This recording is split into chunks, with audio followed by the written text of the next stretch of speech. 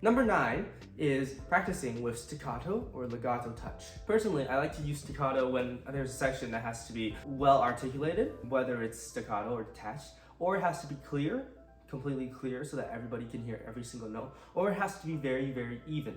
For example, Bach staccato number 2 in E minor, the fugue section. This part has to be almost played like a machine. This is why I use staccato. Also, staccato is good when you are likely to miss notes, because staccato forces you to be able to play every single note down to the bottom of the key, and therefore, once you're finished with it, you won't be missing notes anymore. You might be surprised at this, but staccato is also good when you want to shape a melody. I think that it's the space between staccatos and the fact that you hear the volume of each note so clearly that helps you shape whatever melody you want to shape. So, if you want to make a melody sing out after you have practiced it with singing it out by yourself using your own voice, perhaps you could use staccato and put it actually into the music. On the other hand, legato is very useful too. When you have a legato section, you should practice it using legato. Duh. Do they still use that word?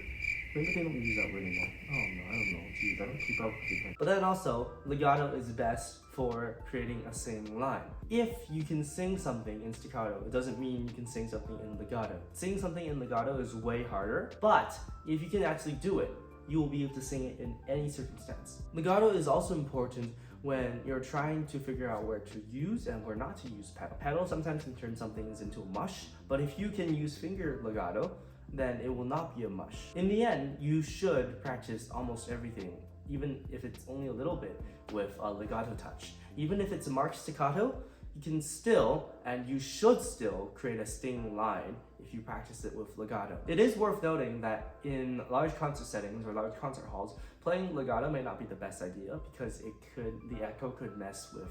But if you practice legato, even in times where you have to play it maybe staccato or detached, you will still have that sense of legato and still have that sense of line and fluidity that if you didn't practice legato, you wouldn't have.